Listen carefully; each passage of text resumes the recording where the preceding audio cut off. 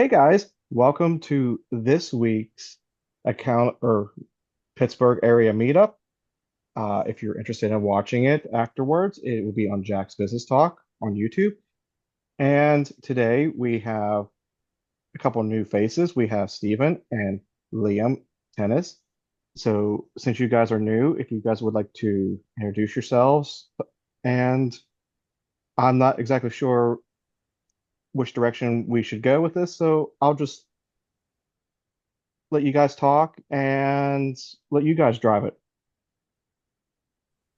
And so I'll start off saying, I'm an out-of-state investor from Calgary, Alberta, Canada, all the way up north there. And yeah, no, just got into the real estate game by coming across a book called Rich Dad Poor Dad. And yeah, no, the cash flow and money aspect of, cash flow kind of replacing my life or my personal expenses and being able to retire kind of sparked my interest. And then yeah, now I'm on to the next step of just finding a market. And I've had a couple markets kind of keen in, but then some things drew me away. But then yeah, I know Pittsburgh definitely caught my eye. Definitely it's nice to have people that invest in Pittsburgh too. So I found with this ORAT group is a lot of people are invested down in Pittsburgh, and I started doing a little research, and it definitely looks like a hidden gem that yeah, that I definitely want to be part of. Yeah, there's definitely a lot of people in ORAT that are in here that can help you out and stuff. Mhm. Yeah, no, it's great, man. Everyone here is like super interactive, which is great. Yeah, Yeah. but yeah. So what's up, guys? I'm Liam Tennis. I'm an agent at Deacon Hoover Real Estate Advisors. So based here in Pittsburgh. I'm an investor myself, but on the agent side, work primarily with investors. I was just telling Steven, it's probably like 90% plus are like all looking at these deals from an investor's perspective, whether it's like BRRRRs or flips or short-term rentals, long-term rentals, whatever it may be. That's just kind of how my brain works. So I kind of like focusing on that space ever since I got into the agent business. So been doing that since 2022 full time. Jeremy might have been on one of these calls recently, but I work on his team, and we focus on the sales side with primarily investors based here in Pittsburgh. So Super cool. Um, so what are your thoughts on the flipping side of things here in Pittsburgh? Because I know for like myself personally, it's probably what going to be one of like my next steps. I was thinking about doing kind of more like the like West End up through up along 60, hitting through Craft and stuff and probably ending. I'm not sure where the get-go is, what area that would be, but up near up near there, so just past Craft and Height or like Robinson Township, McKees Rocks area. mhm. Yeah, the flipping market's super interesting to me. I think like I'll speak for Jeremy and I, like we both default towards like long-term holds. Like that we think that's Mhm. like the long-term wealth generator, but we love flipping as like short-term kind of bumps in your capital base. Yeah. So, but I think there was a period of time during COVID where it's just like people were making a killing. You could kind of throw like a decent product out there and it was going to be multiple offers, over asking, all this type of stuff. I think we've kind of reverted back to like a normal market where, the properties that aren't top tier they're probably going to sit a little bit longer on the market, a little bit more days on market. And we're seeing a little bit more inventory, which I think is natural. I think just with the flipping, just want to make sure your rehabs are good. You want to make sure that, uh, like on a neighborhood basis, you're in a decent enough neighborhood, or in Pittsburgh, everything's street by street, block by block. So you're on a decent section of a decent street. Um, so I would say generally I'm a bit picky, more picky about flips, but I still like them as an opportunity. Um, to kind of build that capital base and areas, you know, I think the ones that still go really quickly are like, the basic houses that are like affordable, like $300,000, 250 to $300,000 ARV. Like you're gonna have the most amount of buyers looking at those types of houses. Once you get into like the 400 plus ARVs, there's like a smaller segment of the population that's going to be able to buy those. So I know a lot of flippers that do a lot of deals who focus primarily on that like 250 to 300 ARV range. So then you're looking at neighborhoods where that's the average cost of a house and then looking for something with some value like underpriced in that sense. Um, but yeah, I still like the flipping market a lot. I just don't think it's as easy as it used to be. So margins have thinned out a little bit, but there's still great deals out there. I think it's just making sure you have a good team in place, um, or a great wholesaler who can send you good deals that actually have margin in them. And then having a good contractor who can kind of like see the vision through and make sure you're introducing a good product to the market when the time Hmm. comes, you know? So, since Steven, I'm not sure how much do you know about the Pittsburgh market? Like, So I connected with Mark and I had a few questions and he kind of gave me some insights on like with Pittsburgh and the county staying within, how do you pronounce it? Is it Allegheny Yep, yeah, Allegheny. Allegheny County, staying within that county, um obviously less tax. Is that true, Liam? Is that something like what how does that work down in Pittsburgh? That would kind of got me confused there. I look at it more on a municipality basis. Like generally, if you're going to go county, I think Okay. like the counties outside Allegheny generally will have lower taxes, I think. But I look at it more on a Okay. municipality. So like in Allegheny County, you're going to have different areas like Millvale, like Dormont, like Brentwood.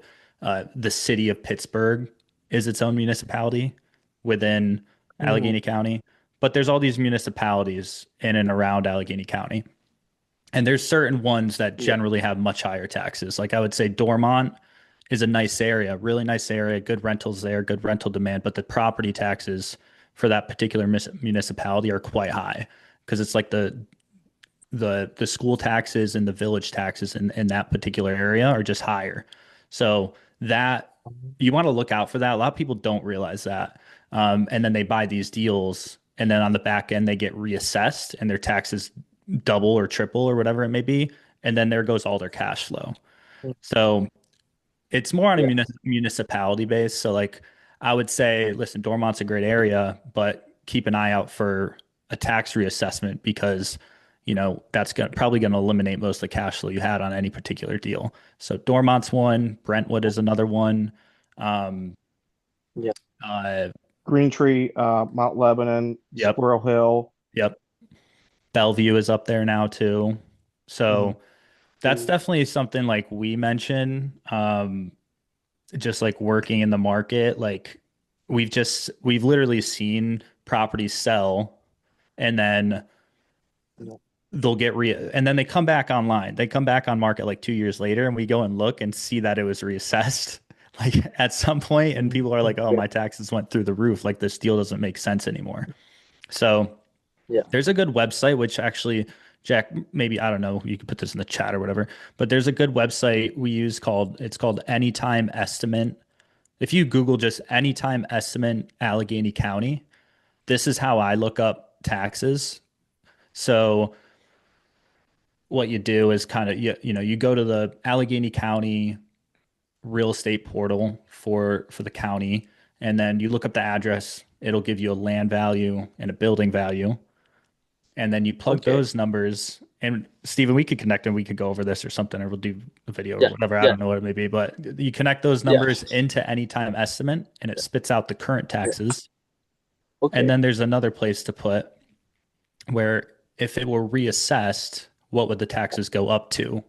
So I Mm. like to use that and see like what's the delta. Like if you were going to get reassessed on this house, how much more are my Yes. taxes going to go up? But that's a good resource for sure because it has all the municipalities in a drop down menu. So you could kind of see Yes. specifically like what are the Okay. taxes now? And if they were reassessed, what are they going to go up to? And am I okay with that Mhm. amount if that happens? Yeah. the one thing that confused me about Pittsburgh is like I see the population growth is quite flat and it's quite but it's like I look at the unemployment rate, it's lower than the national average of 4.2%. I think Pittsburgh is at around 3.6%. And then the median income household is about 70 grand. Is that right? About Yeah, 70 that grand? sounds right to me. Yeah. I do know that and Bigger Pockets has actually touched on this a lot in their podcast is like Pittsburgh's like, and we love hearing this, is like Pittsburgh's the most affordable market in the country or the world or something. Yeah. But the way they're getting to that is like the average income for people in Pittsburgh relative Mhm. to the average cost of rent, mortgage, Yeah. and other costs of living. That ratio is so good apparently that it makes it the most affordable market in what I heard is the Yeah. world.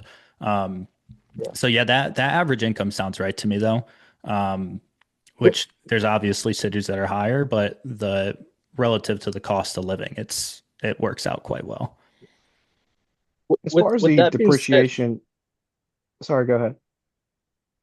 oh no, Jack, go ahead. Go ahead. I would say as far as the depreciation and as far as like the population, a lot of what's going on is the the older generation, Yep. like the a lot of people in Allegheny County are from the boomer generation. You'll find some people, and I don't know what the generation is before that, are either passing away or they don't like the winters. They're tired of traveling. They're tired of snowbirding. So they're moving to different places like the Carolinas and stuff. And the thing is that they're either, I don't want to sound morbid, but they're dying off and moving out at a bigger rate than what the younger people are moving in at. But there's so many economic drivers that there's actually more businesses and more stuff going on. So there's a lot more younger people moving in. And it's just kind of a passing of the times more or less because you have I was going to say the same thing, Jack. Yeah. So Allegheny County is actually one of the oldest counties in the country. to And watch your cars in the parking lot. yeah, yes. Um, it's one of the oldest counties in the country. So like, and yeah, Stephen, for a long time, our population growth has either been declining or flat. But Hmm. like Jack said, it's just people dying off every year because we have such an old county. Like our population base is much older. But when you actually dig Okay. into the numbers and like go a step deeper, younger people are moving here in droves because of like, the cost of living is so cheap. The quality of living is quite good. Like it's a nice city to live in, low crime, um, That's lots of yeah. different like industries like the medical industry, law is huge here, higher education, all that type of stuff. So that's kind of offset the population conversation, but we think that's good actually because like a lot of these national investors, like the first thing they look at is population growth. Like, is this market or submarket increasing in population? And that's like the first metric they want to look at and see. And Mhm. us like not quite meeting that in the past couple decades has kind of Mhm. let us fly under the radar a little bit. Yeah. And it crosses us off that list for like the Mhm. big time national investors who are just going to kind of come and gobble everything up. But also Yeah.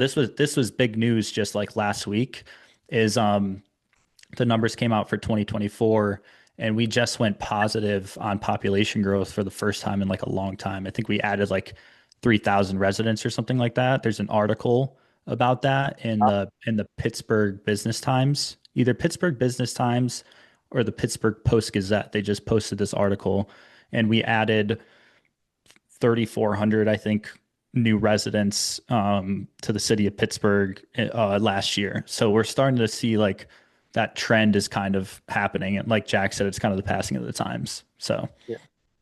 We so that was my concern. I was actually gonna ask you, I was like, with the population being flat, but I didn't know that boomers were kind of dying off, and that's how like the population was kind of fluctuating.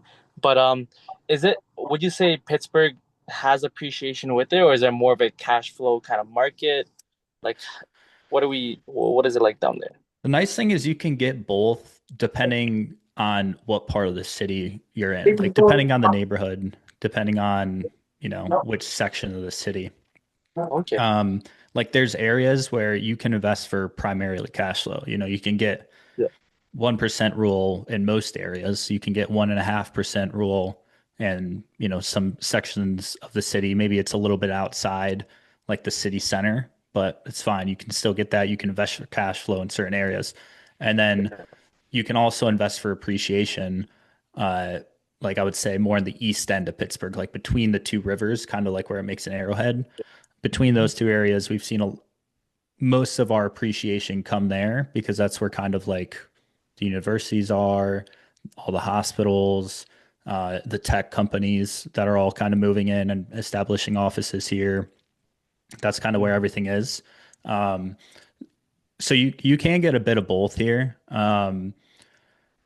And yeah, it just depends on what neighborhood. So like depending on typically how we have that conversation with clients is like depending on what they're looking for. Like if they want cash flow, we'll kind of like identify their price point and then kind of go from there and be like these are probably your areas where you're going to get the best cash flow.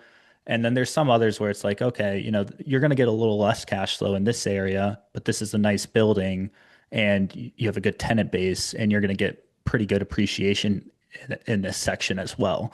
And then people can kind of just weigh those two options and kind of establish their priorities when it comes Yeah. to investing and then they kind of go from there. Nice. Okay.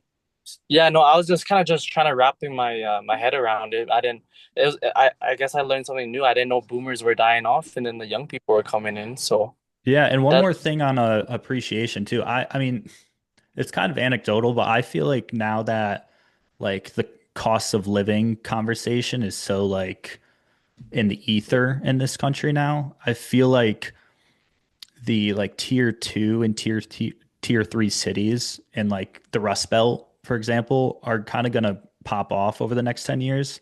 Like Mhm. after people realize like, oh, like you can live in New York or San Francisco or Denver or wherever, but the cost of living is so high when you can still have a great quality of life and a great job in Pittsburgh and it's going to be that much cheaper. So I'm very bullish on like the tier two and tier three cities over the next 10 years as people kind of realize, the cost of living is so much lower, so expensive to rent or buy in these other areas.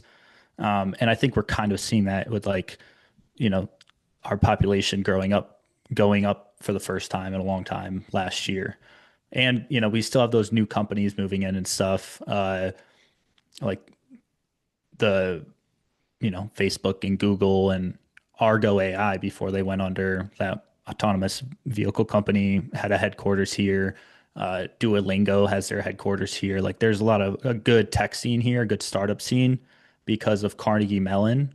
Um, so we'll see some appreciation in that sense as well. Just overall, all of Pittsburgh area, that should be kind of like a rising of the tides in a sense. Jim, how you doing? so I up see in your hands Canada. up. Pretty good. We've got a quick question. Best zip codes for value add. Yeah. So zip codes are tough. And this is Jim. Is it Jim? Yes. Nice to meet you, Jim. Zip codes are tough because in Pittsburgh at least, because in any one zip code, you can have a great area and a not great area. Like you could have an A area and a C area in one zip code. So this is another thing where it's like I would say more neighborhood based rather than zip code based. So you said for value add. Yes. I'm So I'm going down to stud because I will not leave anything old wiring and old plumbing in a wall. I won't do it. perfect. Love it. So I think if you're gonna go like also I would kind of break this down into like multi-unit versus single family. Like multi-units, you can go more value add in the higher end East End neighborhoods. And are you talking hold on the back end, Jim, or like or sell like a I flip? want to buy and hold. I Buy don't and want to hold. release anything. Yeah, no flips. Yeah. So if you're doing multi-units, you can kind of get into the, I would say, A and B areas in the East End because on the back end of those, since they're multi-units, the rent to price ratios will make enough sense to hold as opposed to if you were doing a single family in those same areas, the rent figures wouldn't work. You'd be losing money every single month because the ARV is too high in those areas. Gotcha. So multi-units, I would say you can get into B neighborhoods B. if you're doing value add. Single families, uh, the single family burrs, I would say you typically want to be under a 200, maybe 225 ARV.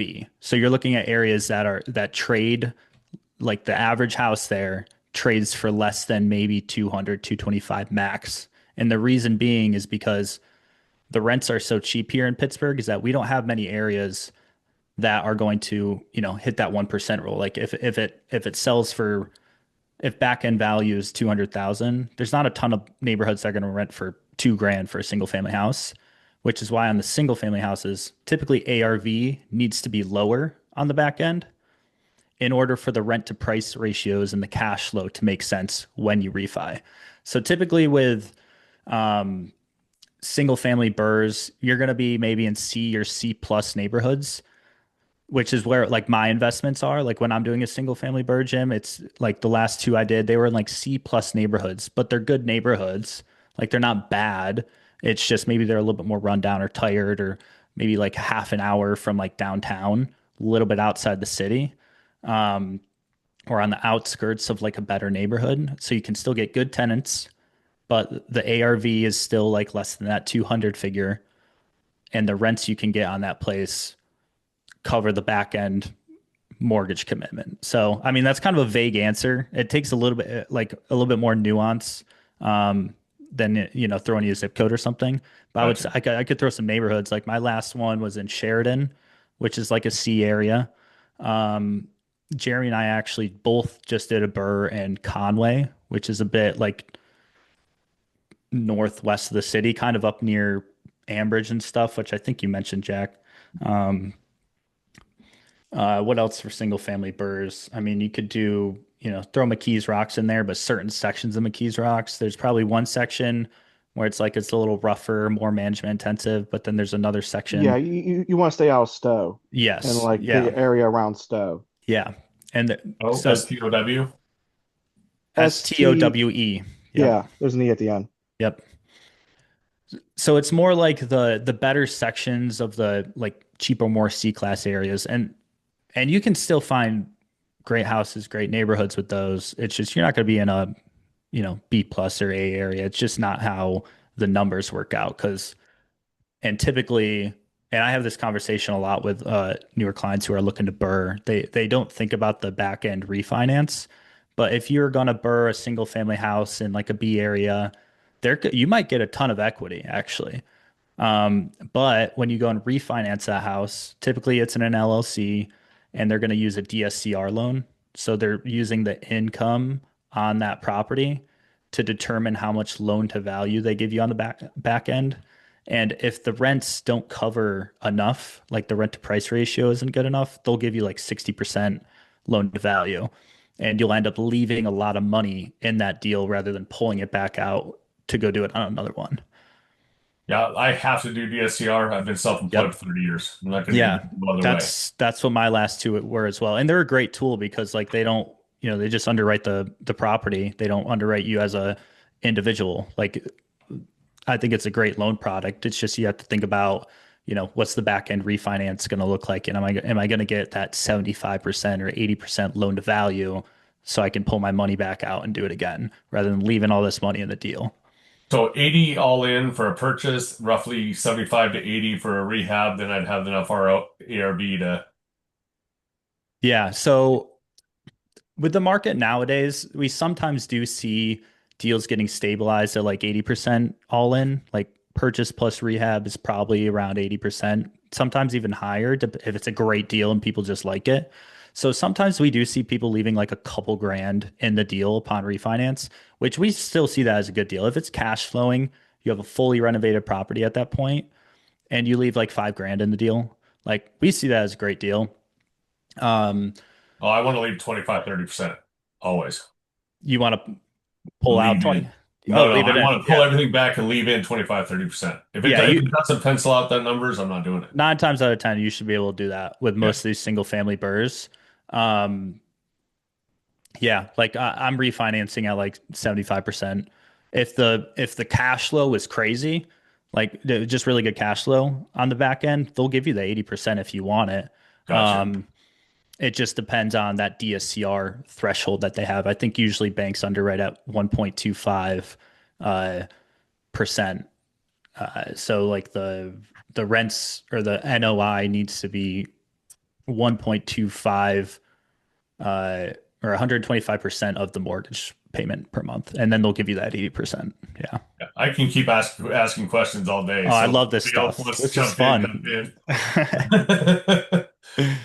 Yeah, but that's the nuances with it. It's neighborhood based with the single family burst.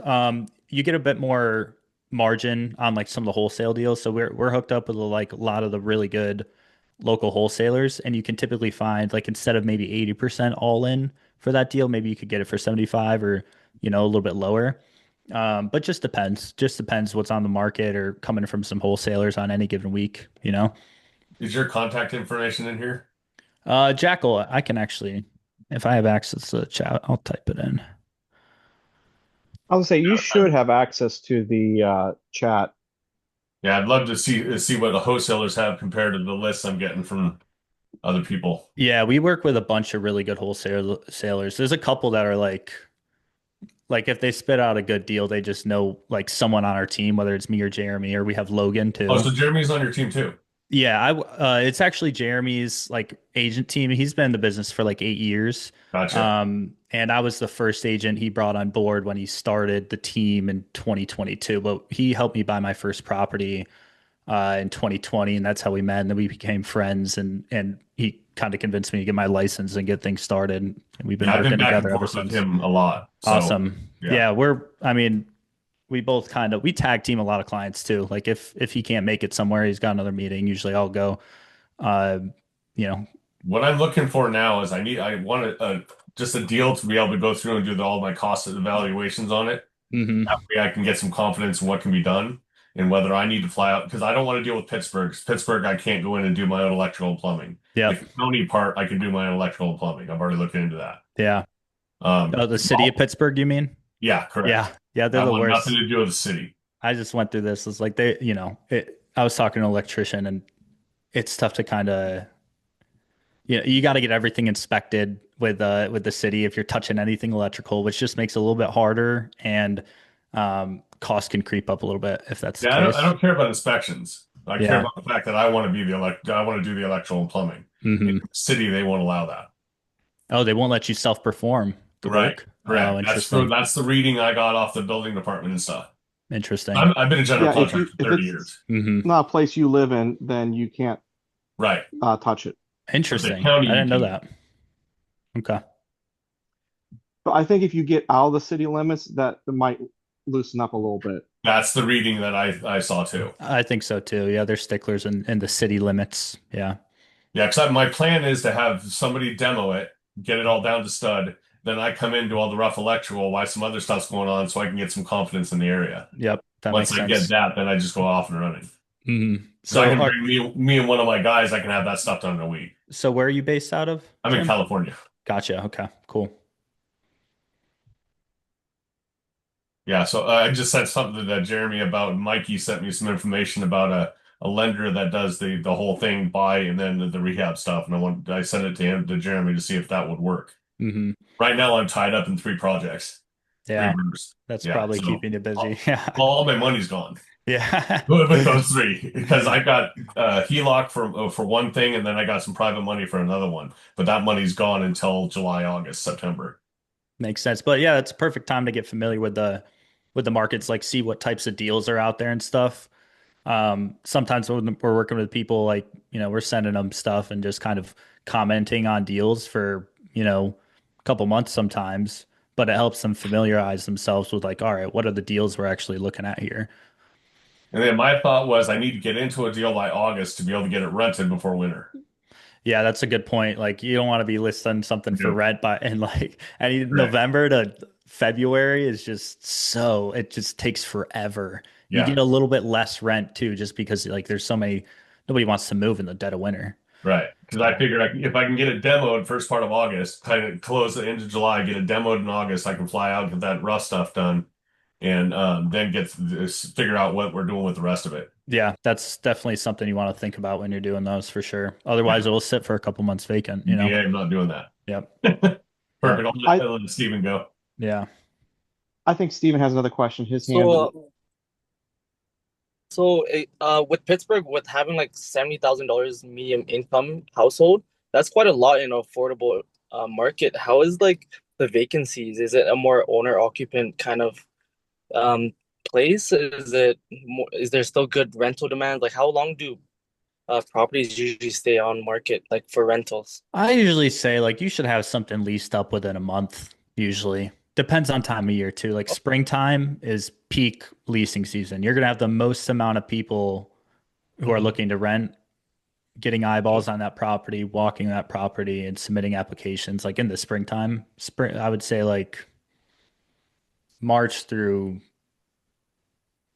like the end of October is pretty good for leasing. But like if you're earlier in the year, closer to spring, those things should get rented pretty quickly.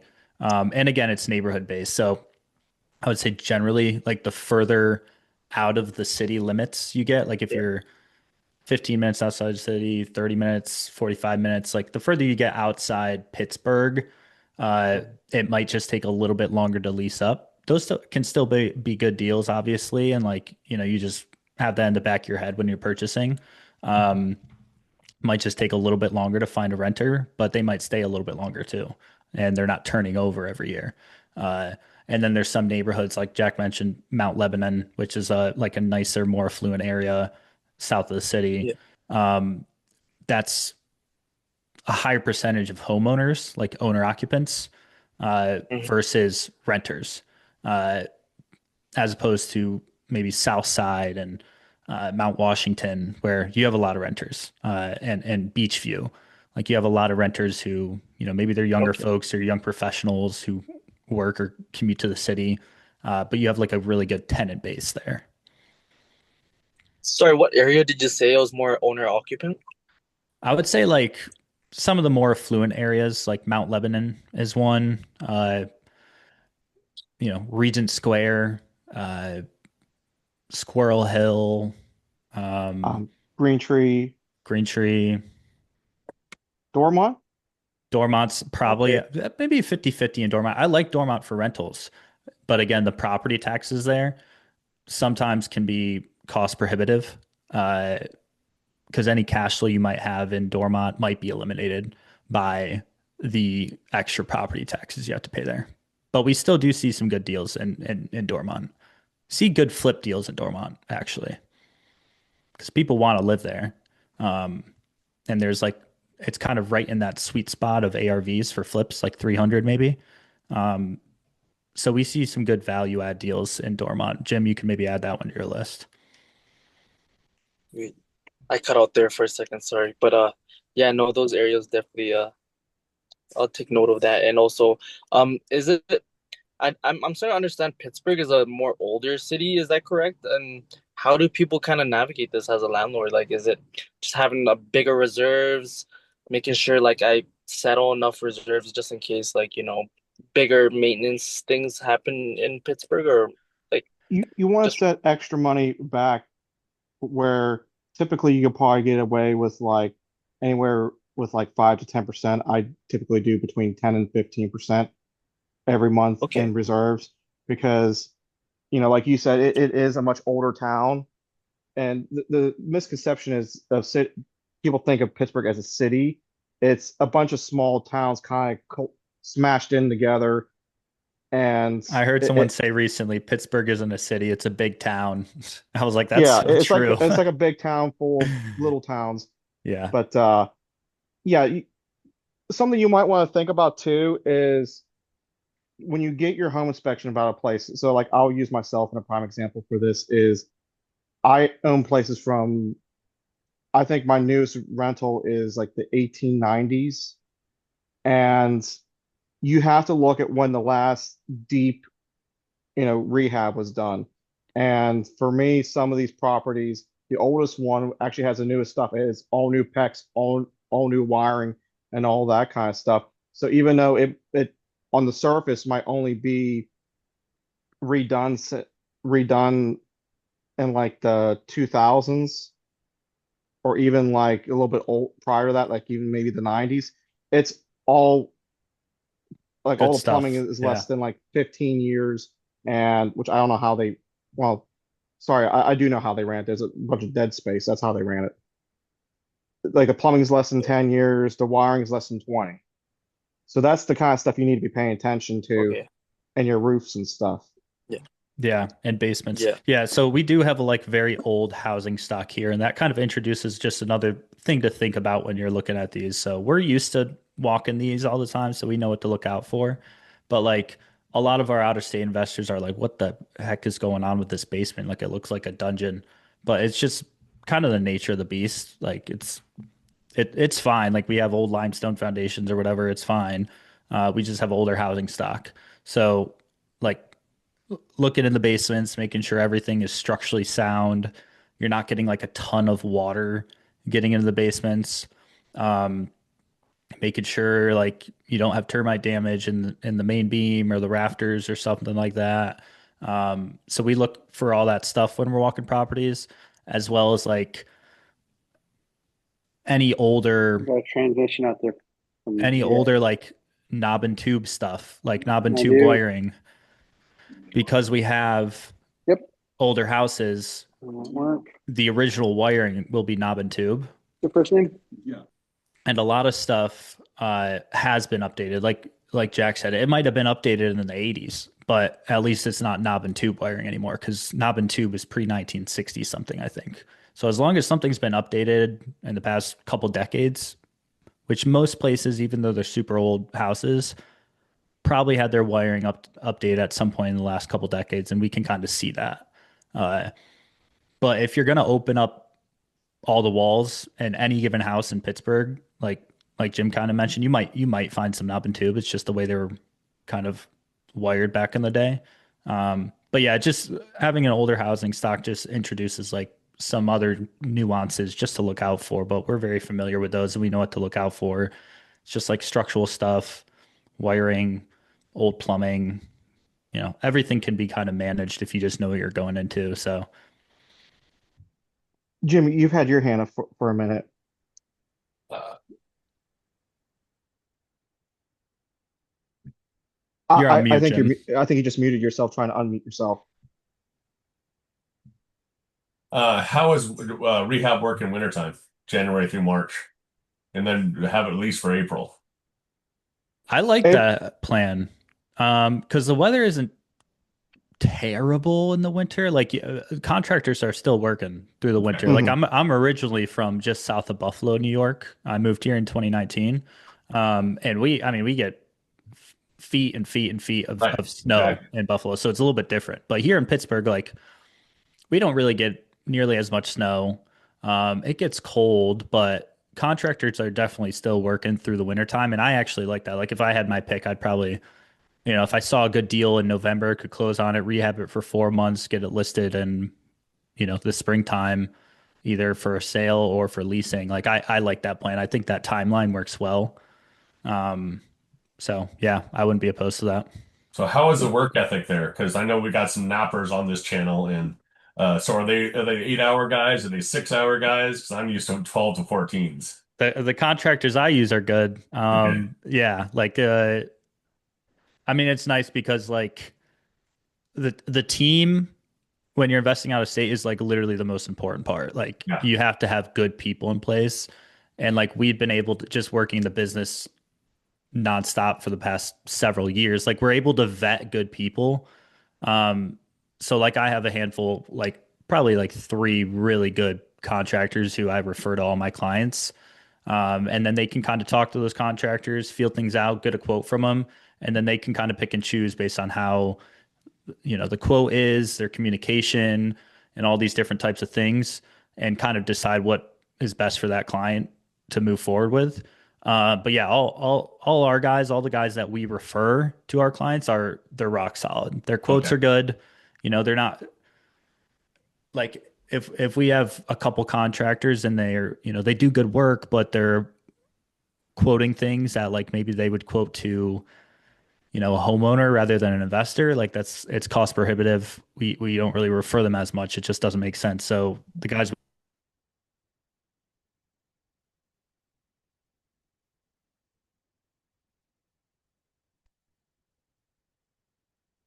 To Jeremy back and forth. Says, I want to find a property. I want to get a scope of work. I want to send it to one of those contractors. I'll pay for the estimate. So I Mhm. want to get some ideas of what these costs are. I know what it is in California. I know what I'm doing, but I Yep. don't know what it is there.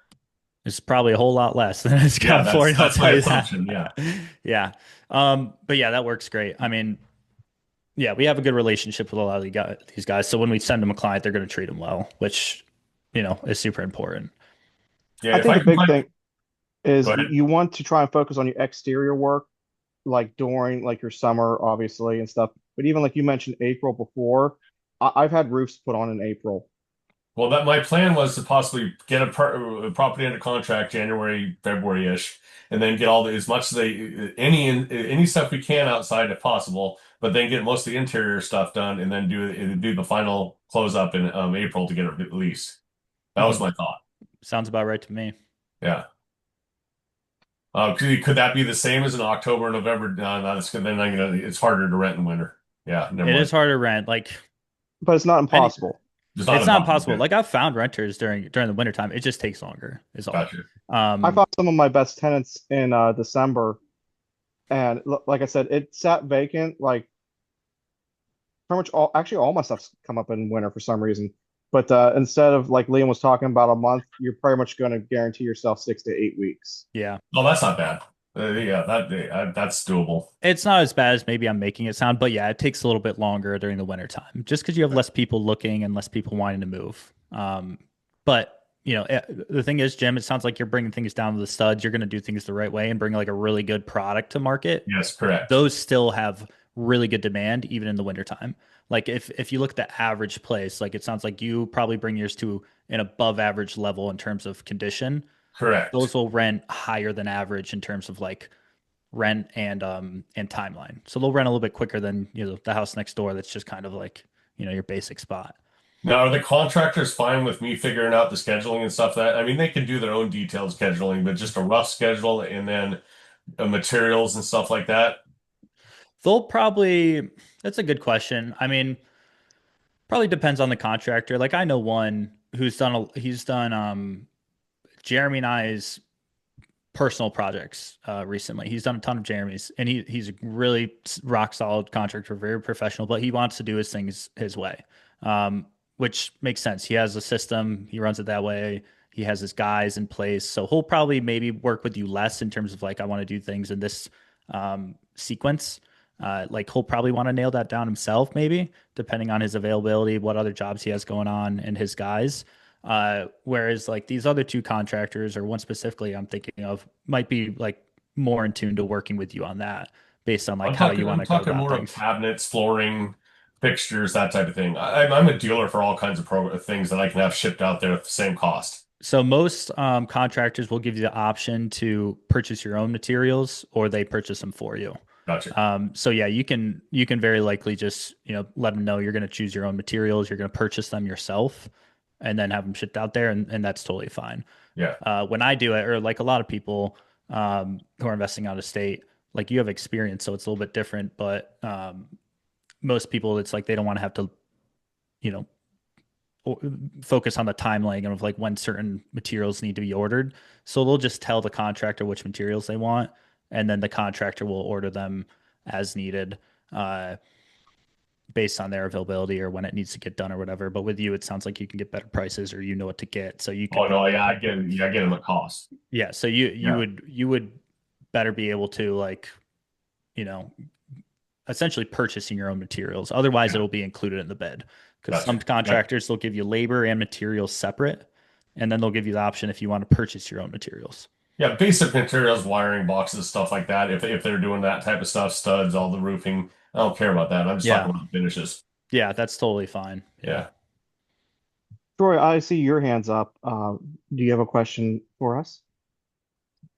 Yeah, I do. Can you guys hear me pretty good? Yeah, we can hear Yeah. you, Troy. Better So than normal. I still haven't gotten new AirPods yet. So, anyways, my question is, so you have experience of setting up a team from out of state. Like I've toyed with the idea of being able to do fix and flip in my market, which is Kansas City, Missouri, but I live in Northwest Washington. Um, what what would you have any recommendations on how to vet and be able to build a team around doing something like that? Usually you connect with one great person, one rock star. In our case, it's like an agent. We want to be that person. Like where if you connect with us and you want to invest in Pittsburgh, ideally you connect with us and we can connect you to all the other rock stars that we know, whether it's lenders, attorneys, property managers, contractors, whatever it may be. So I would say find someone in that market who is aligned with what you want to do in investing. Maybe it's an agent who invests, like in our case. Find someone like that, talk to them, and then get referrals from them. Like usually, if you find one rock star person in a particular market, they're gonna know all the other rock stars in that market. Okay. It's just my biggest, like, I got a couple agents I definitely would lean on heavily, and they are rock stars. But and they have been, like, one I just have connected with recently, and definitely is gonna be on my one of my assets that was on which is Mindy Templeton. She was the one that just recently was on Zuber's um, channel. But another thing is my question more was entirely in terms of vetting like a fix and flip contractor, someone who is going to go and say, hey, I can purchase the property. I need to just get the boots in the ground, kind of like what Jim's talking about. Establishing a team that you can rely on and doing the project that you want done.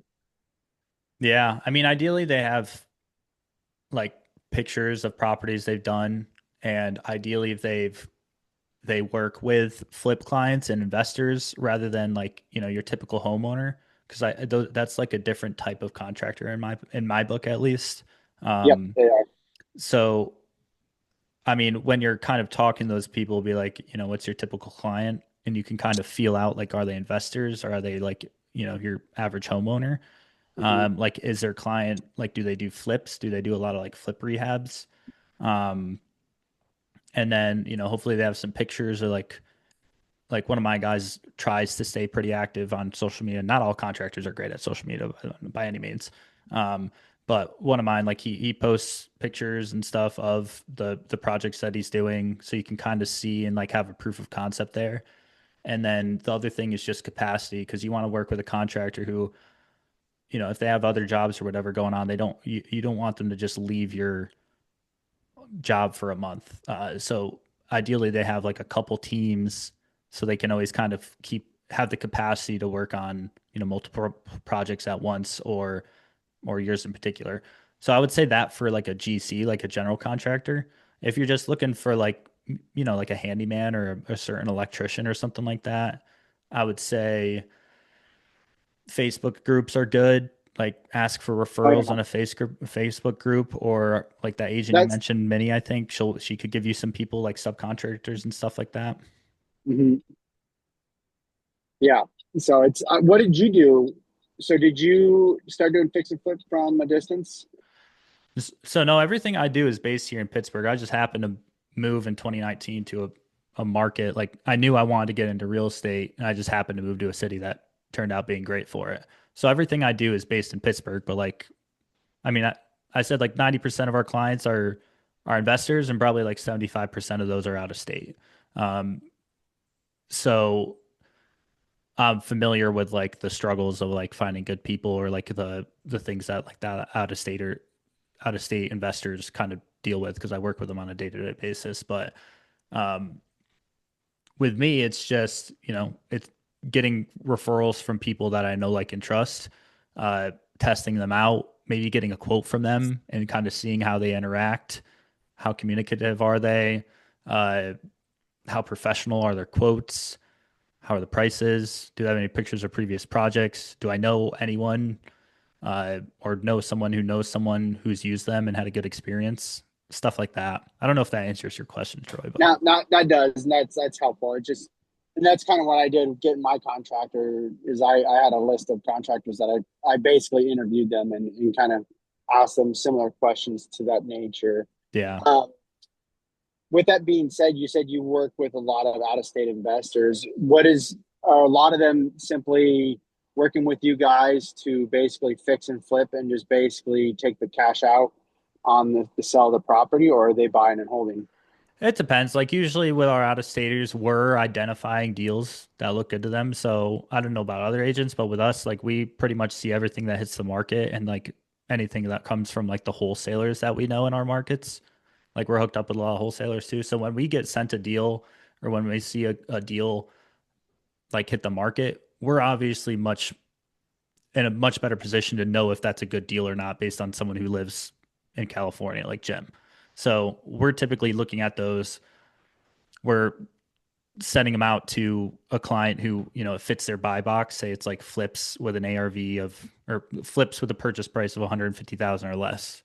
Uh, Maybe that deal is 150 and rehab's like 60K and ARV is like 300 for an example. So Yep. we're looking at those. We're seeing those hit the market. We're identifying those as like, oh, there's margin here. This is a good neighborhood. This could sell for this much on the back end. So we're taking that. We're sending that to the any client that you know that fits their buy box, and then we're kind of saying, you know, we usually do like a bit of a write up too, like oh, and we'll send that property and usually like a couple comps for the back end to justify the value. Be like, all right, like there's three or four other comps here that are ranging from 290 to 320. Like this is what it'd be worth on the back end from the pictures. You know, maybe you're looking at like 80 grand worth of rehab. Uh, and then from there, like we'll be like, all right, this neighborhood, you know, maybe you need to add another full bathroom and you can get ARV to this. Uh, but that's kind of how we do it. Is like we'll see deals and send them out with a bit of a synopsis and kind of like make the case for that property and why it makes sense. And it includes some comps. And then from there, if like the client likes what they see and they're like, oh yeah, this looks good and this could be something I'd what like would pull the trigger on. Then from there, with our out of staters, we'll usually go to the property, we'll walk it. We like to get walkthrough videos, so we'll like me behind a phone walk through the entire property and get like really detailed walkthrough videos, commenting on like anything I see. Um, like if the foundation's bad or if the roof needs replaced or what the mechanicals and the The big wiring look ticket like. items. Yeah, all the big ticket items because we walk so many of these like value add properties like it's like what we it's what we like doing in our personal portfolios as well as like it's what we're very good at with clients. So we can usually get you, we like to say we can get you within like 10% on rehab costs. So like our estimations, like if it's me or Jeremy walking a place, we could probably get you within 10% of like what one of these GCs will quote you on rehab, just based on the amount of properties we walk That's that are value good add. too. Yeah. So we can give you like a good baseline to go off in terms of rehab and like kind of back of the napkin math. Like this should make sense at this number of rehab and this ARV. Um, and then from there, it's like either we offer, get it under contract, or we try to get a contractor to walk it beforehand and get a solidified quote, which is tough sometimes because contractors typically don't want to, you know, take all the time to go and fully quote something out unless it's, you know, under contract already. Like Yep. they're busy too. It makes sense, which is why it's helpful for like us to have done so many value add deals ourselves. Like we know what rehab costs are, we know where the numbers come in. Um, so typically that's enough to like, you know, go and kind of move forward with something, get something under contract. You know, obviously include like a contingency amount on the rehab side, Yeah. but I'm yeah. pretty familiar with underwriting for a fix and flip. But so with that being said, what are you guys seeing typically, or what's about your averages in terms of your margins on your turns? I would say nowadays like 80% all in, give or take. You can get I would say the higher the price goes, the more margin you're gonna get. Like if it's a $400,000 ARV, maybe you get it for 70% or 75% all in uh, purchase plus rehab. But things are stabilizing. Like it used to be more margin where you could get things for like the 70% rule that we've all heard about that Oh are all yeah. in all the books and podcasts. Like we love the 70% rule. Um, but we have to sometimes when clients reach out kind of reset some expectations because the way the market has gone in the past 5 or 10 years, just margins have thinned out a little bit. So it's maybe closer to like 80% is where things kind of stabilize on the back end now. But depends on the property. Like sometimes you can get things with a little bit more margin, or like the ARV maybe shows a bit of a range. So we'll say like this deal is 300 with upside. Like I wouldn't underwrite to 320. Like I would underwrite to 300, but there are comps that are higher and you might have some upside on this deal that kind of pushes the margin a little bit. But, we always want to be we don't want any clients to get burned ever. So like we try to be as truthful and objective as possible uh, when it comes to like ARVs and rehab costs for that reason.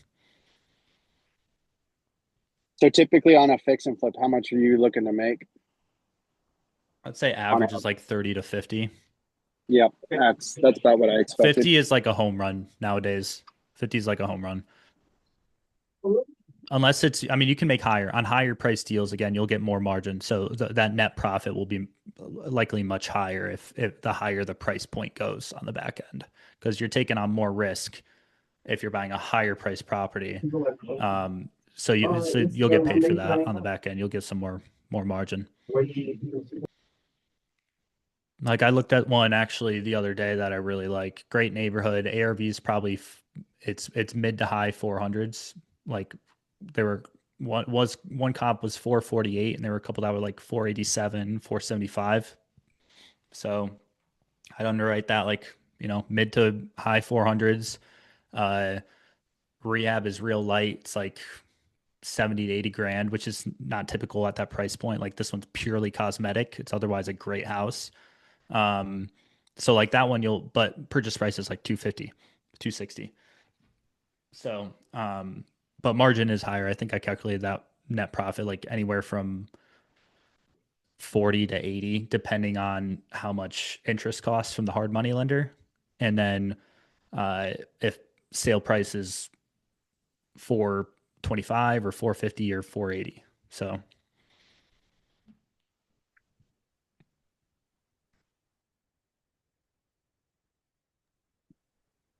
Thanks, I appreciate that. yeah, of course. Jim, to answer your question in the comments section, it another bit of advice I would give you is including the amenities that you were talking about. There's a ton of like breweries and wineries in the area. I wouldn't provide any of that stuff, but what I would do is maybe reach out and talk to them. Maybe you can get onto like I don't know, like be buddy buddy with them in a way. You can get like a discount and explain what you're trying to do, and you can get like a gift card, and you can set the gift card somewhere where obviously the short-term renters will find, and then they can go buy like a six pack or a bottle or two of wine, and that might be an option to set you apart a little bit from everyone else. Because if you fall off that first page, it's going to be hard to fill a short term. Yeah, I have a full plan in place to do all that for outside for all the amenities as well as outside stuff. I what I was gonna do, I decided not to because I have too many long-term stuff going on. I want to get those done first. Mhm. So I don't have enough time, or I don't want to spend the money either, because that's like 20 grand to set up short-term rental. I didn't realize we were talking about short-term rentals in the chat. I should have been looking. Love that. Well, because I was doing some AirDNA research too on Pittsburgh, and it's freaking unreal how many they have in Pittsburgh. It is crazy. Yeah, so I actually on the team, I'm like when we have someone reaching out doing short-term stuff, usually Jeremy sends them to me because I had an active two active short-term rentals for a period of like 3 years from like 2020 to 2023 or so. Um, and we do get a good bit of people who are like interested in that at least in Pittsburgh. So I think I have like three clients under contract on short-term rentals right now. Um, What I'm looking for is a way to do a short-term rental, and that way I can stay there if I want to come out and Hmm. either do work or do research, whatever, as well as I want a garage on it to where I can lock that off from the STR. That way I have a home base for either to have deliveries come or have tools there or whatever else. That's Yeah, what I'm looking for. Oh, makes sense to me. I just have another area. Um, think about Mount Washington too. Mount Washington's good for short-term rentals. Yeah. Yeah, I just saw that one. Liam, How I far away from mentioned that? How far away is that from everything else? It's just south of the city. It's like there's South Side and then Mount Washington. Mount Washington is right on the hill that looks over all of you could be anywhere in downtown. Pittsburgh from Mount Washington in like 15 minutes. Yeah, Oh, yeah, perfect. Okay. It's like almost right in the middle of everything. yep. You're looking down at downtown. Yeah, Mount Washington has like the best view of the city on Grand View Overlook, but it's literally right below that river and it's on this big hill and you look over all of downtown. So people like Mount Washington, number one, for proximity to downtown. Number two, it feels like touristy because of like you have the best view of the city right there, but you also have great restaurants, like some fun bars, like a younger population.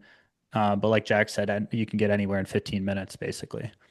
Yes, my goal is to be almost fully into property rehabs and everything else next year. Yeah. I've still got my own remodeling going as well, and I'll take on certain clients, but the clients that I'll take on for the remodeling are going to be the ones that are going to pay a lot. Hmm. But yeah, that's because I want to be able to control what's happening and control my time. That's a Yeah. big one for me. Yep. Yeah, but the short-term rental space is interesting for sure. Like that's another one where I mean things went crazy during COVID. Like the amount of demand was just so high, like anybody could throw anything up Right, right. and kind of make a killing. But then it kind of dropped off a cliff in like 2023, and now we're kind of back to like an equilibrium in terms of inventory and demand with the short-term rental stuff. So yeah, like if you bring a good product to market and short-term rental it and do a good job with it, it'll book really well, Yeah, especially in some of I'm these I'm certain imagining once neighborhoods. rates come down, a lot of those short-term rental people are going to get out. I think so too. I think that people went from short-term rental to mid-term rental and then went to long-term rental Yeah. after they did realize it didn't work.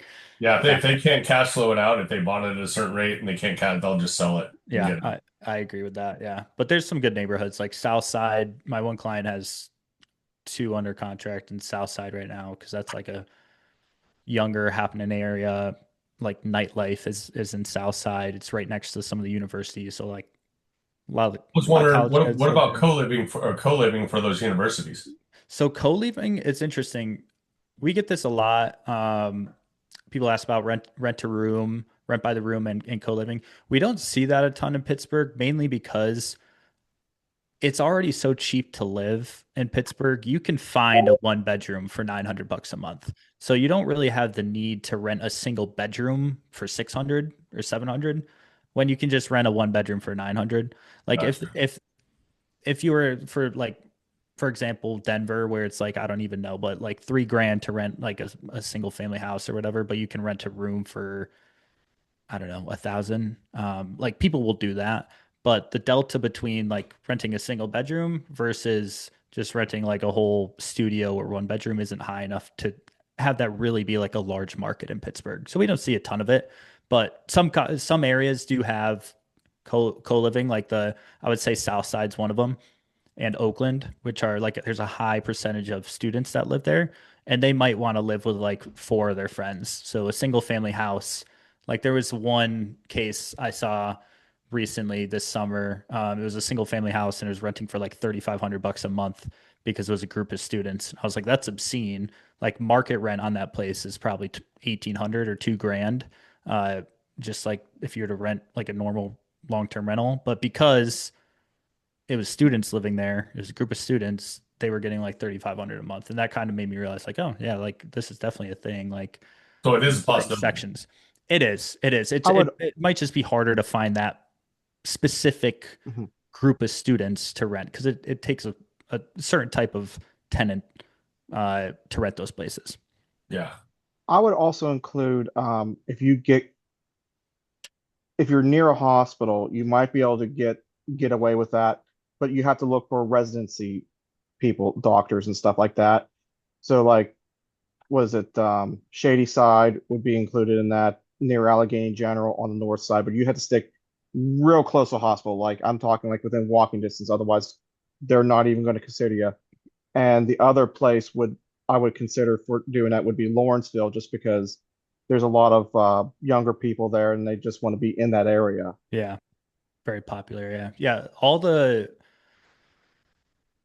if you're doing like a short or midterm rental, I generally like if I had my pick, I'd say to be in the East End, which again is like between those two rivers, kind of like where the Arrowhead is in Pittsburgh.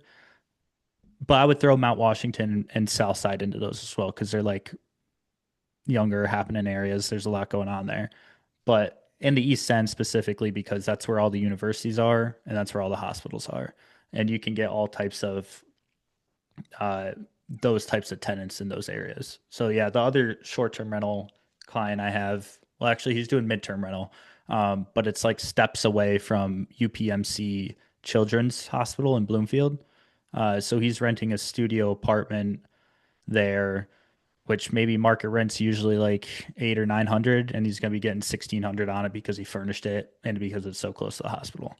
Um, but yeah, generally, yeah, like Jack said, you want to be near hospitals or universities because that's what has the most like pull for that type of tenant.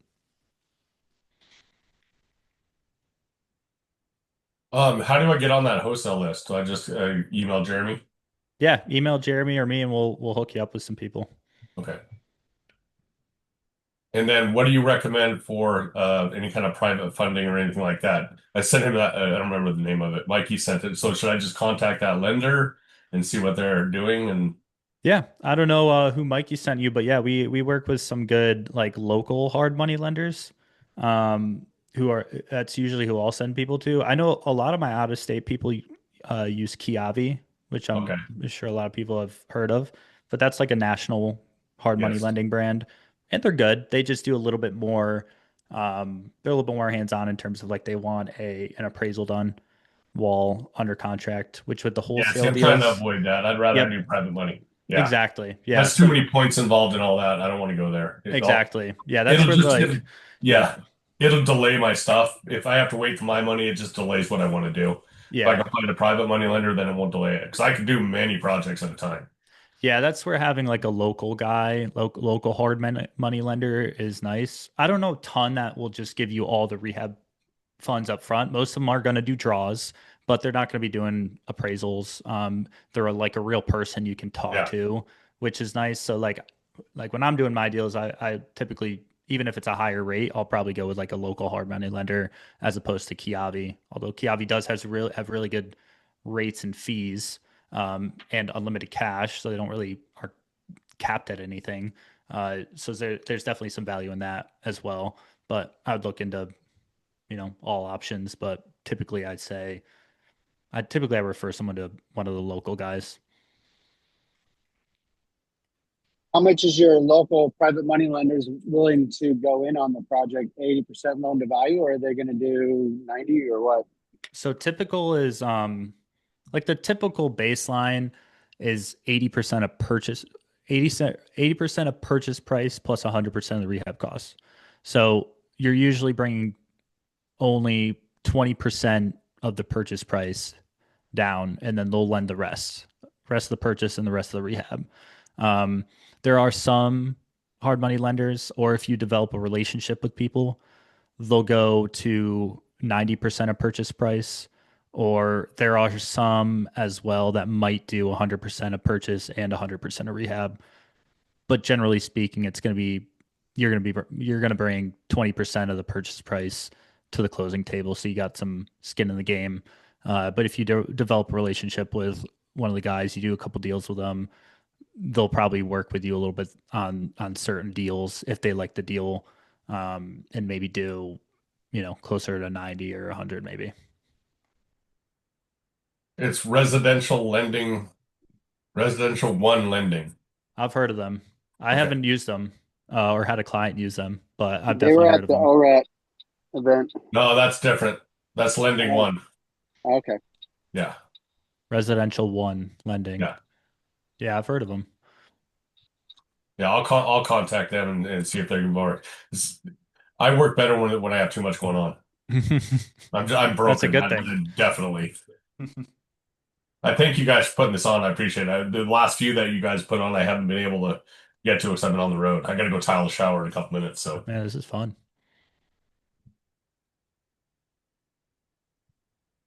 So, out of example, what would you typically see on fix and flip?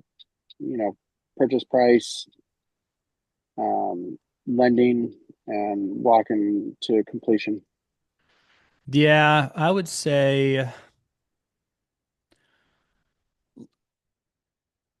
ARV will typically be higher than that 200 amount I mentioned previously because if you're under 200K ARV, you might be in more of like a C or C plus neighborhood, which they can be good flips, but those tend to move a little bit slower on the market on the back end.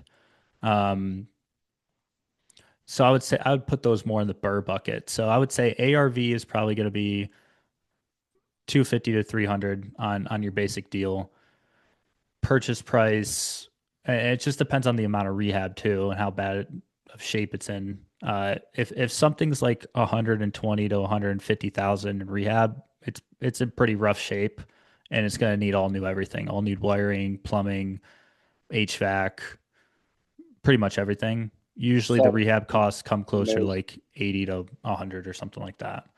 Um, Numbers wise, I don't know. It just depends on the neighborhood, the level of rehab that's needed.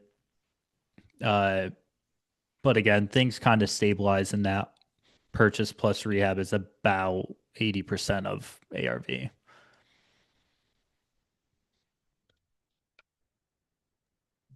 and maybe like 30 to 50K of profit. Yeah, as I say, your market sounds very similar to Kansas City, where I'm at. It's Hmm.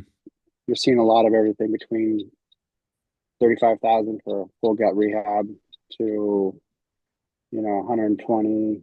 You know, that's in I'd say Class B neighborhood probably, where you're Yeah. looking at your ARV is somewhere around high twos to low threes, and then yeah, your B class neighborhood flips. Your ARVs are probably pushing mid threes, low fours. Sounds about right to me. Yeah. B class neighborhoods, I would say baselines like 300, something like Mm-hmm. that, 250 to 300. Um, Pittsburgh, it's like it has so many different segments. Like it's built up, like Jack said, like a lot of different little neighborhoods.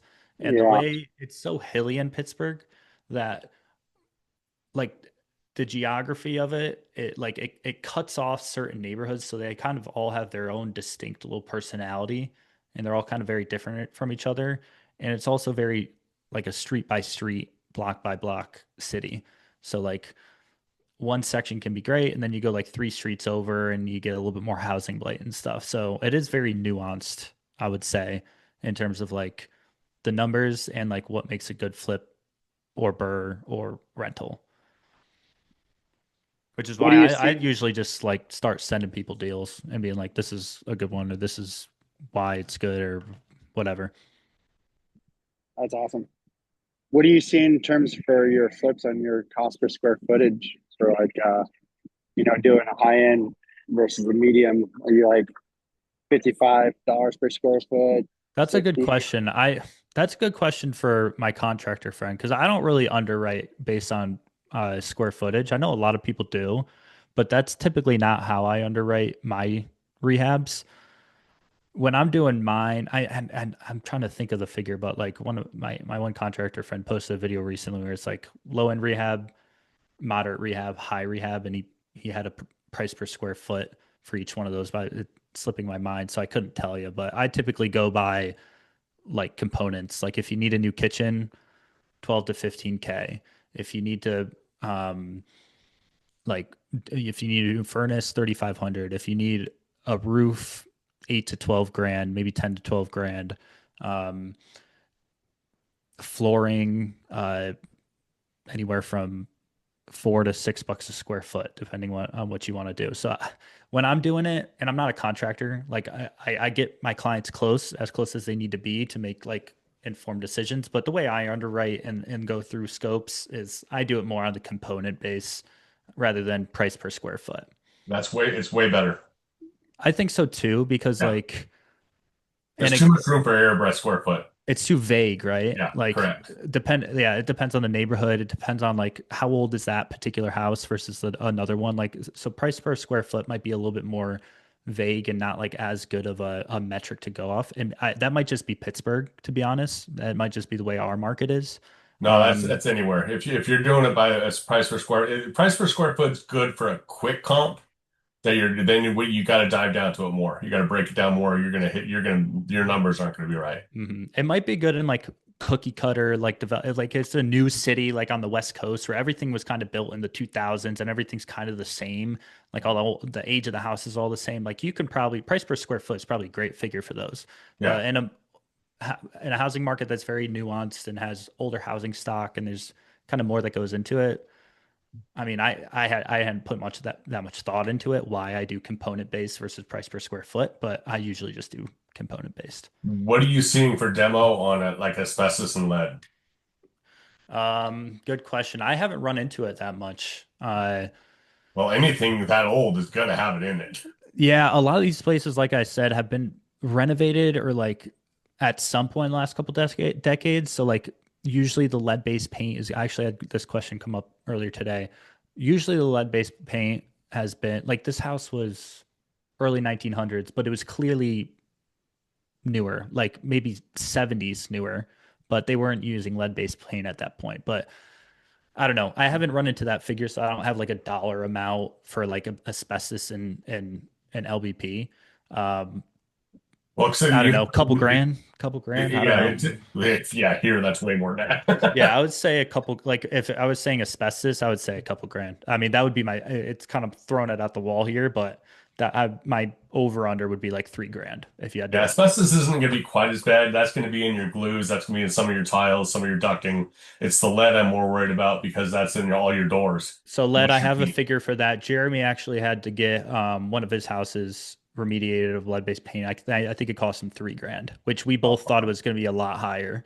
yeah, it'd be Um, more than double that here. yeah, so I think it was like 2,500 or 3 grand to get that house. And the reason he had to do it is because it was something to do with, I think it was some housing program when he was renting it. Section 8 more than likely. I don't think it was Section 8, but it was something like that. It was Yeah. something, Well, some any local. government program, you have to do it. So they Yeah. looked into that and they required it to be done, and he paid like 3 grand for it, I think. So that was the number. Well, Um, it'll be on the contractor. If they don't follow the rules and get it tested and do it, that's Yep, going to they be ain't on gonna the pay you company. if that's the case. Yeah. Yeah. Yep. So I That's think one of it. the biggest things. I don't want it back on me. Yeah. I've been a contractor too long. That's not going to come back and bite me. Yeah. So I actually the lead-based paint thing. Yeah, I was just having this conversation earlier. Because we obviously like when you're filling out disclosures to buy a house, lead-based paint addendum is one of them, and I don't think I've ever written a contract where like a client's electing the lead-based paint contingency, mainly because uh like Pittsburgh houses are so older, most sellers are gonna look at them and be like, well, you're gonna find it if you look for it. Like they kind of see it as one of those things. It's like I don't know how to describe it. They're kind of like they don't see it as a serious offer. But maybe most people are waiving that because like the costs are lower here to remediate it, Yeah. or also most of these places have been updated at some point in the past 3 or 4 decades to where it's likely not going to have lead-based paint.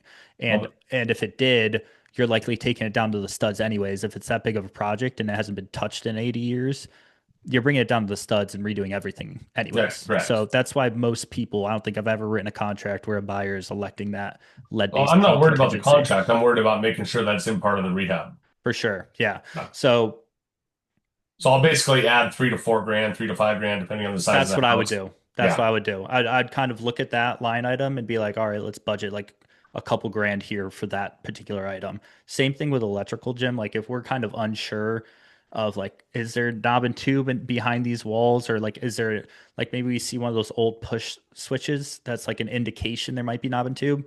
I just pad that particular electrical line item with a certain amount budgeted for like we're gonna have some electrical come up here. Yeah. So that's kind of how I look at, If the it's asbestos. plaster, you're going to have some kind of old wiring. Yeah. So that's, Guaranteed. yeah. So you just budget a little bit more for that unknown. I mean, Yeah. obviously, like people want to get to 100% certainty on these rehabs. It's impossible. Like if you can get to 70 or 80% certainty, that's a good deal, and you know your rehab costs, and it's generally going to be in this range. That's a good spot to be. We're not going to know what is behind the walls until we open them up. So, uh, Well, I know from experience, if you have plaster, it is far easier to tear it all out and start over than it is yeah, put some trying to keep drywall it. in there. Yeah, Yeah. patch it is just pointless. Yep. Do you have Title 24 rules? What's that? Oh, I mean, we That probably would be a do. I don't no. know what it is. It's a California thing. It's all energy standards. It's all your Okay. water compliance. It's your insulation and compliance, everything else. I don't know if we have that particular thing. I know we do have certain things that obviously have to be up to code. I don't know what the code thing is, but I doubt it's as maybe strict or up to a high of a standard as California would be my guess, at Okay. least. Yeah. That's one of the biggest gotcha. Well, this wasn't really gotcha. I kind of knew it was coming, but California. California's. Yeah, 'cause I had to redraw these two houses because one was 41, one was 47. So I had to redraw both of them and put all the Title 24 in it. Yeah. So yeah, so we're like R30 in the ceilings and R15 in the walls. Yeah. I mean, like you said with the plaster, I mean, typically that's going to come out anyways. A lot of it's in rough shape here in Pittsburgh. If it's still got plaster hung up, then, it's I probably don't time to want take plaster. that I want down. that gone. Yeah. And like the higher end flips, you're likely redoing all the wiring Yeah. and HVAC anyways. So that stuff's all So coming down. are you seeing more HVAC or more boiler systems? So we see in the older houses, we do see a lot of boiler systems. If it's a higher end flip, though, I'm typically telling people to take those out, do forced air or mini split systems, just because boiler It's not systems, quite cold enough there. Is that it because does mini get. splits don't work in real good cold? Yeah, I've actually heard that. I'm still partial to forced air, to be honest. I think it's the best.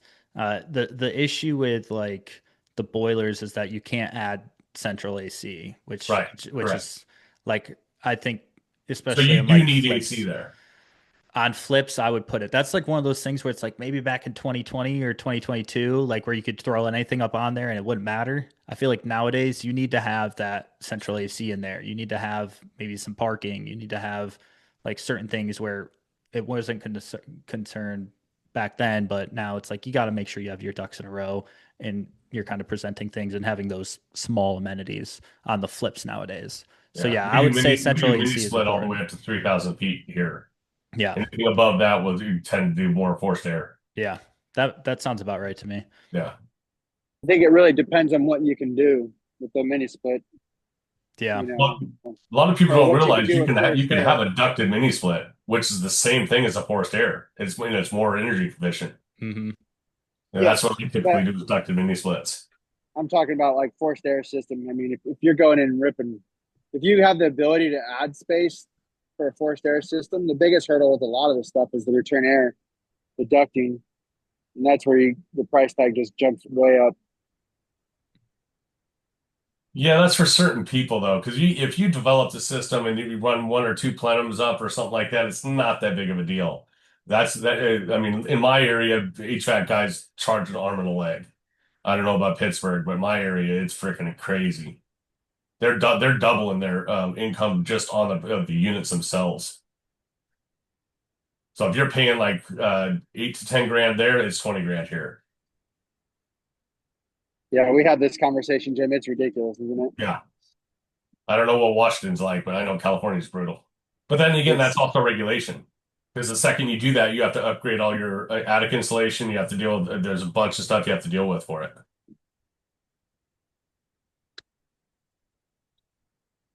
I've seen like material costs being like $3,000 and then labor costs being 15. It's stupid. Well, my mini splits, all the materials, ducts, everything else was 4,500 my cost. So normally they'd cost probably like 6 grand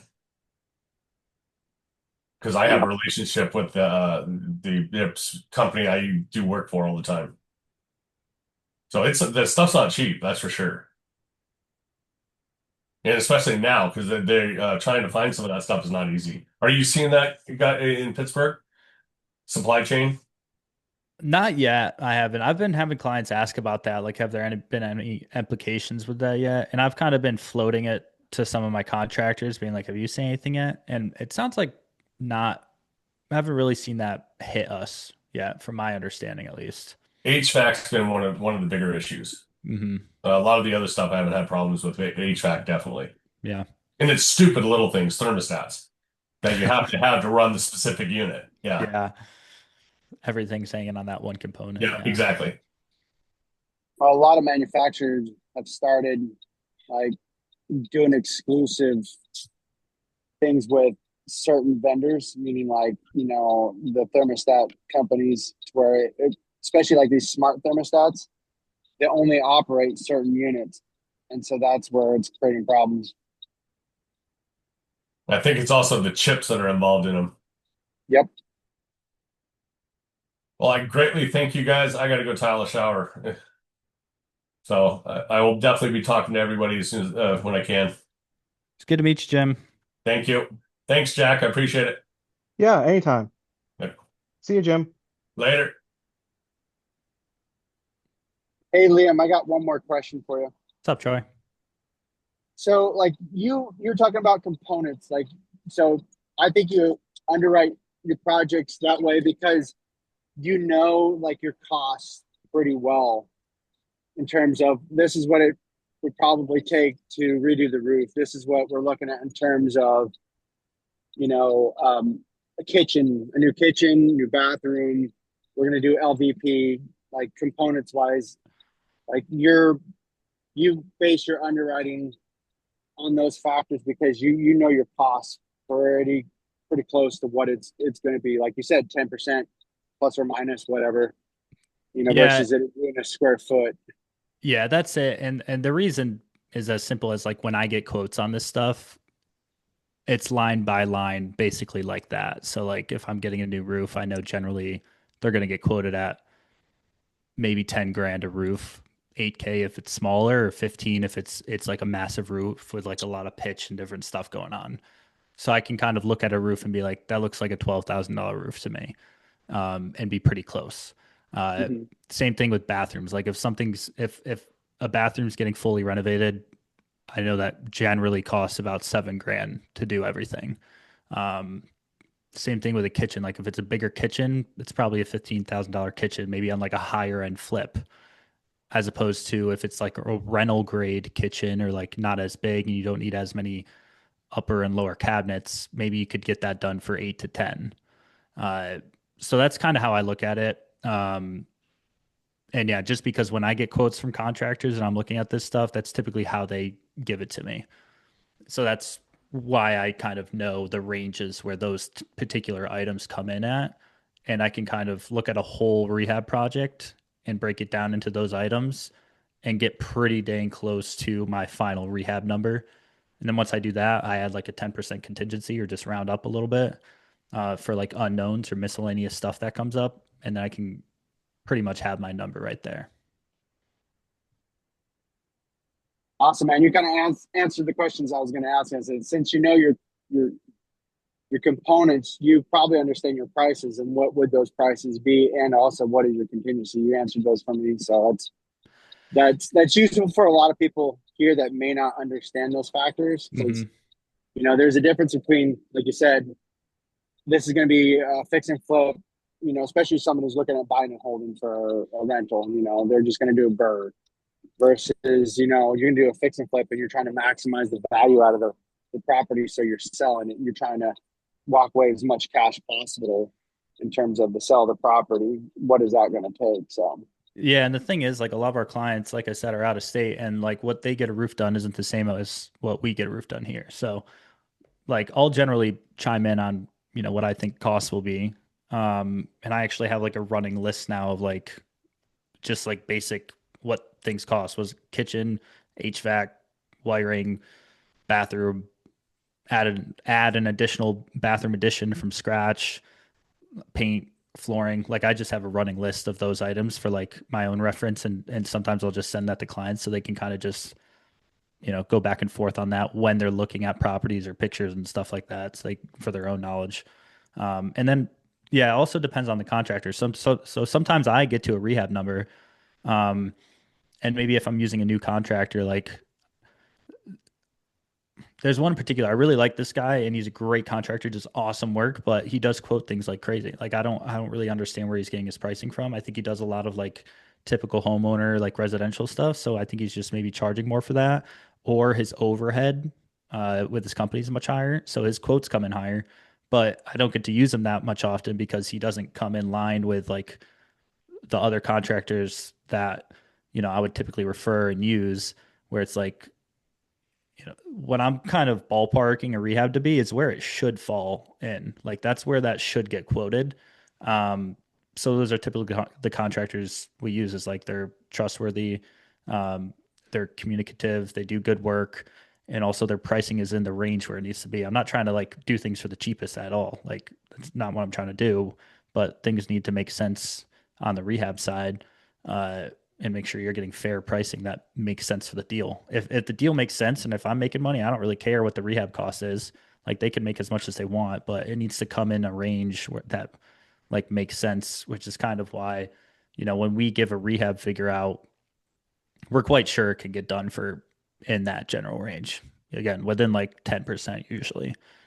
If it's like $150,000 rehab, like I mean, I'm no contractor. I can't get you like to an exact dollar amount. Like but I'll round up. I'll give you a good contingency. But like I would say, the higher the rehab costs get, if it's like 150 or 200,000, that percentage that I'm off might be a little bit higher. But that's just because there's so much stuff going on with that type of property. But Yeah. generally, we can get you pretty close.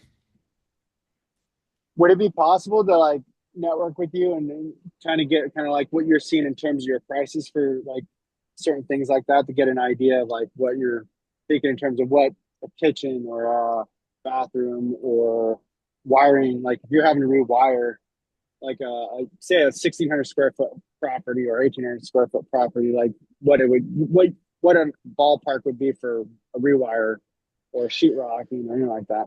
Yeah, I could. Yeah, well, first of all, if you want to reach out, just feel free to reach out to me or Jeremy anytime. We can kind of get you whatever resources you need, and then, yeah, like if it's a wiring question, like we have a good electrician who we could typically send you, or if it's a HVAC question, we have a good HVAC guy, or you can just converse with like one of our contractors that will connect you with, which you'll probably want to have eventually, anyways. Um, but yeah, for like a 1,600 square foot place to fully rewire, the way my electrician explained it to me one time is like how many floors are in the house? Like, is it 2 floors or is it 3 floors? Um, Makes a lot of sense. So it makes because it more like the further challenging. you have to run it, like the more expensive it'll be.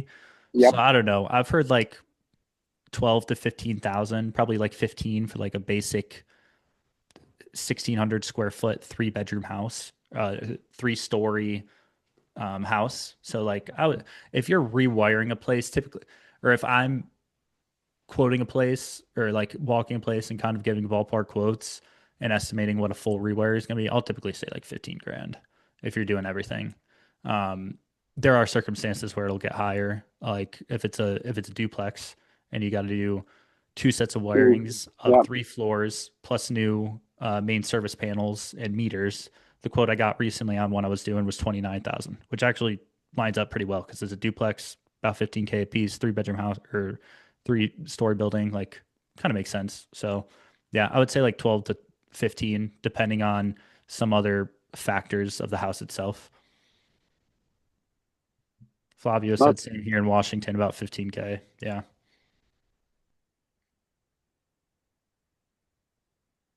it's about So what Liam, I would gather. Mm-hmm. What's up, Jack? I was say I want to thank you for coming on today. Yeah, of course. Thanks for having me. I had a good time. Yeah, This is fun. does anybody else have anything else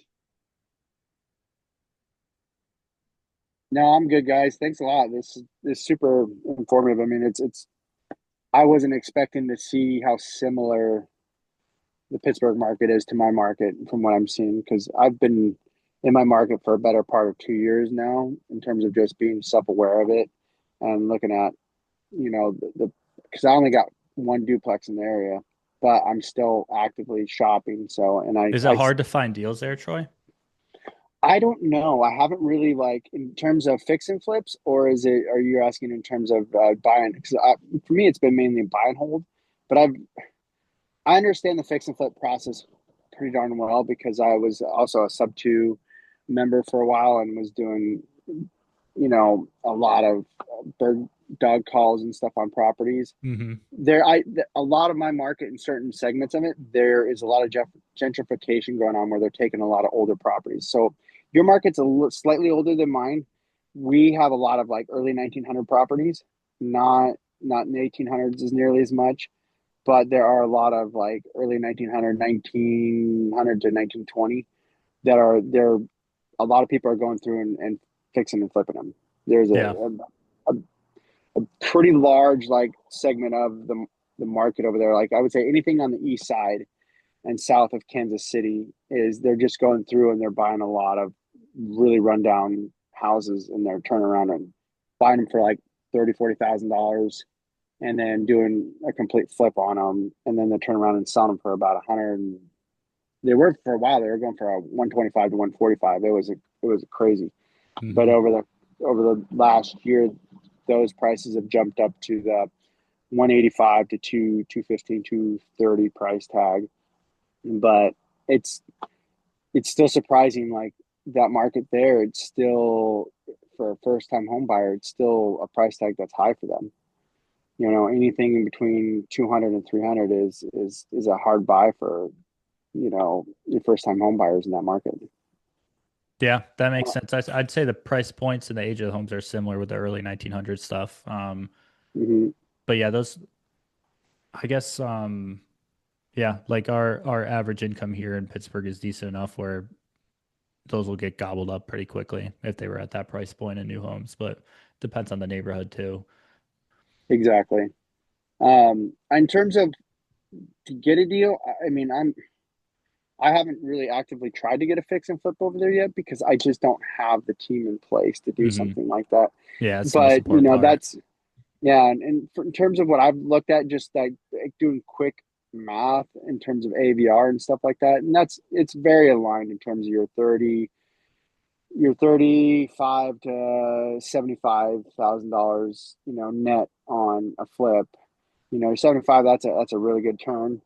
But I would say consistently on average, you're probably, doing something around 35 to 50 would be something that I would see would consistently work. Um, for me, I'm not sure if I haven't really decided on like where I'm going in the direction because I'm hoping I'm being able to get some good amount of money.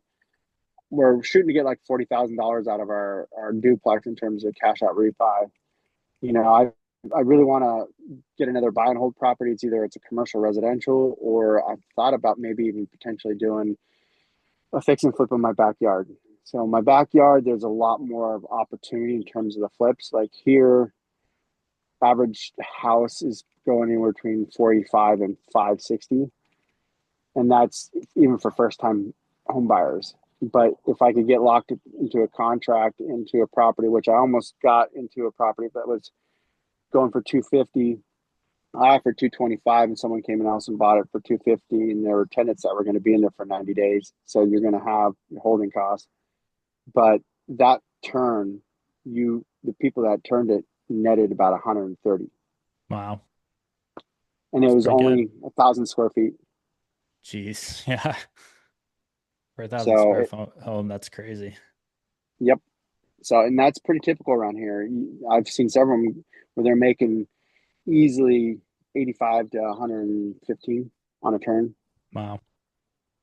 Yeah, but they're harder to come by, and there's fewer of them. But I do know that with the way things are going with foreclosures, and there's a lot more foreclosures coming on the market. So if you can get ahead of them and be able to, a lot of them are like tax liens and stuff like that. If you could negotiate a deal with the owner of either subject to it or something to that regard, you could get into it and a lot cheaper, and Yeah. then do a turn on it because a lot of them are really there's a lot of deferred maintenance issues with them. Makes sense with that age of the home. Mm-hmm. But yeah, Well, hey guys, thanks for being on here. I will definitely check in next time if you're doing this. I love talking this stuff. This is cool. something that we haven't really been able to like talk about the brass knuckles of a lot of this stuff through a lot of other venues, and I this stuff I love. So Cool. thanks, Liam. Appreciate it. Thanks, Yep. Jack. Thanks, Troy. See ya. See you, Troy. All right, Well, Jack, is pardon. that it? Yeah, let's go ahead and wrap things up. Liam, thank you so much for being on. Sure. Thank Uh, you. hopefully you'll want to come back sometime. That would be super fun. Just let me know. Yeah. Yeah, All right, man. Have a good one. See ya. you too. See ya.